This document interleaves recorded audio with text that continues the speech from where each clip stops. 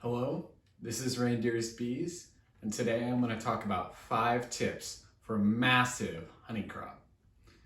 This will be my 6th season of beekeeping. I'll have been a beekeeper for 5 years in about a week and a half. And over the years, I've understood more and more about possible honey production you can get. In most places, you can get a lot of honey. At the very least, 2 or 3 supers of honey per hive. I'm talking medium, so that's 60 or 90 pounds of honey.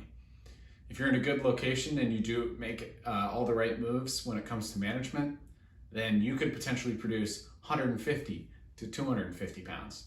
So you can make a lot of honey off of a beehive if you do the correct manipulations at the right time. Now, these manipulations won't be the same for each person. There's different things that work for different beekeepers, but there are some general rules that you find across many beekeepers on YouTube and everywhere in the US. So to start, these won't be in chronological order, just they're 5 tips.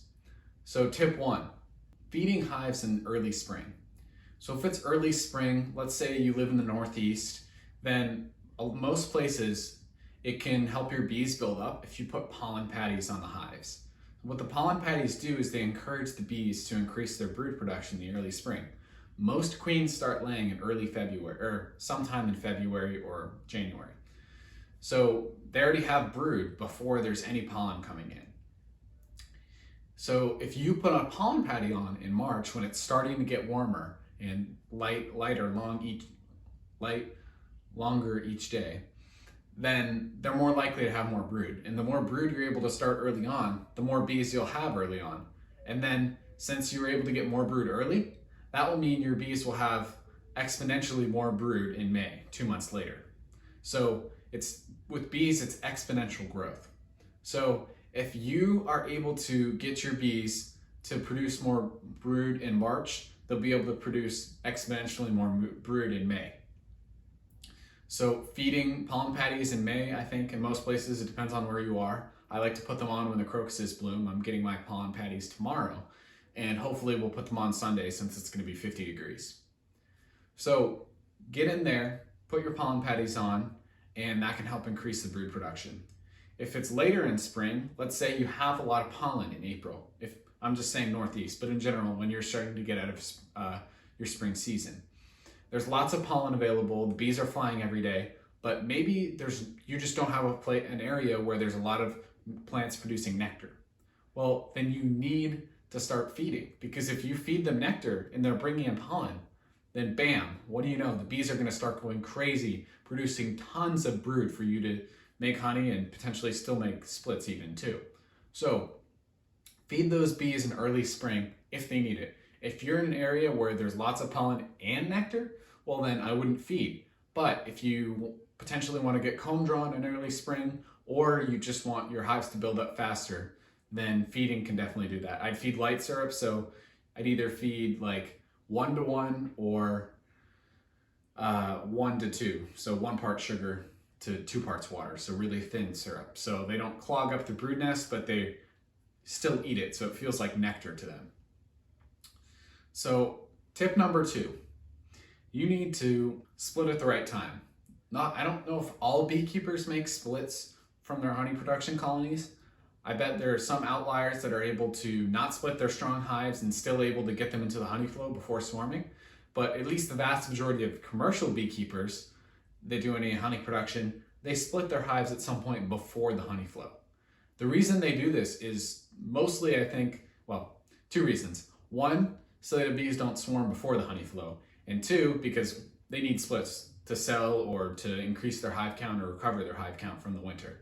So a split at the correct time can actually make you more honey, even though that sounds counterproductive, right? Because you're taking away bees, but you're actually going to have more honey in the long run because you just kept your bees from swarming preemptively by taking away brood. So once the bees are into the honey flow, and if you have a bunch of drawn comb, they're not going to swarm. They're going to stay and try to make honey the vast majority of the time. But if it's the build-up portion of the year where the bees are apt to congestion swarm, that's what I call it when it's before the honey flow, then you need to think about splitting, because it could potentially stop a swarm and therefore increase your honey production.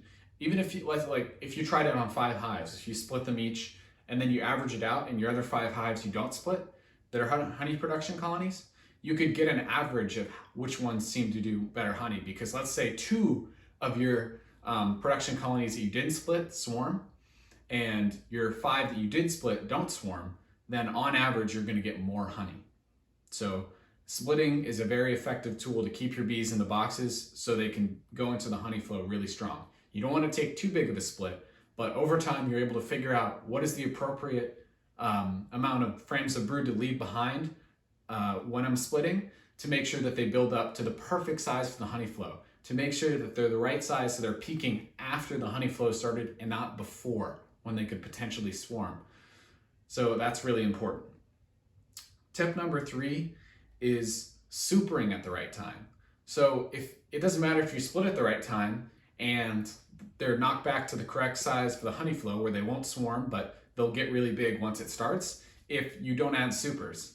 So you need to figure out, when do your bees start collecting a lot of nectar, and it generally doesn't hurt to put it on before you think you need it. Because even if it's an early year, you'll know, okay, if I put my supers on by, let's just say May 5th, wherever you are, then even though most of the time the flow doesn't start till 10 days later, well, then even if it's an early spring, the vast majority of the time, you'll have got your honey supers on before the flow, and therefore your bees won't swarm because they have that extra space when they need it.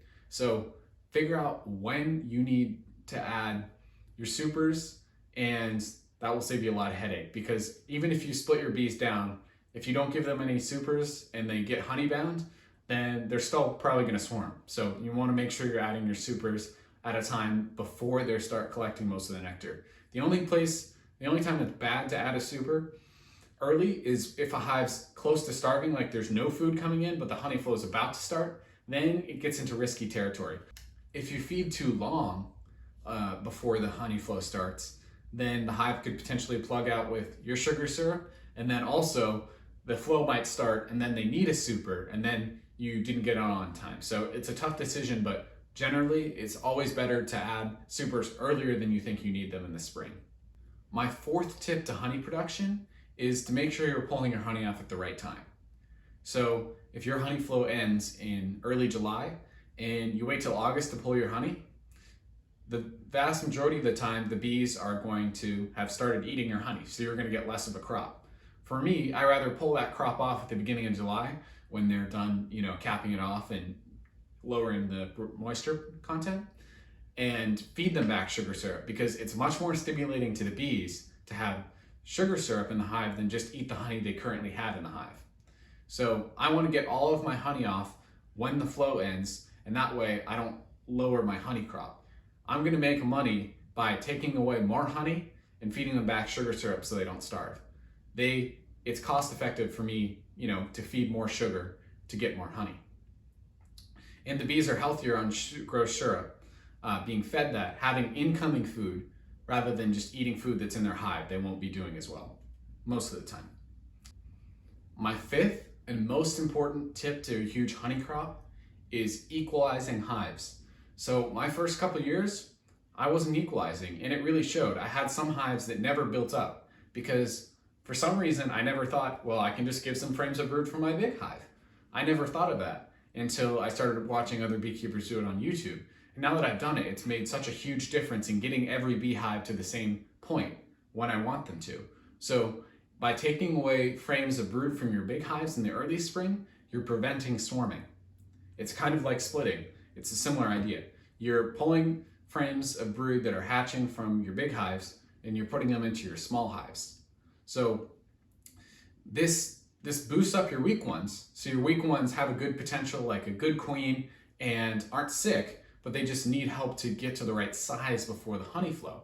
And so if you're giving your big strong ones, relieving the swarming pressure by taking away their frames of brood, and then you're giving your weak ones those frames of brood, then bam, now you got 4 strong hives instead of 2 strong hives and 2 weak hives, and you're going to make a lot more honey than you would with 2. You're going to make a lot more honey with 4 strong hives than you are with 2 weak and 2 strong ones. So if you Equalize, share the wealth on colonies that can use it, so they're not failing from mites or some other disease or a bad queen. You're not giving bees that don't have potential frames of brood. If you give it to a hive that has a good queen and is disease free, at least relatively, then they'll build up and turn into one of your production colonies. If you want to check out a video about just this concept of equalizing to stop swarming, I'll link it above. It explains in detail everything you need to do to get your bees equalized and without killing any brood, even in colder temperatures.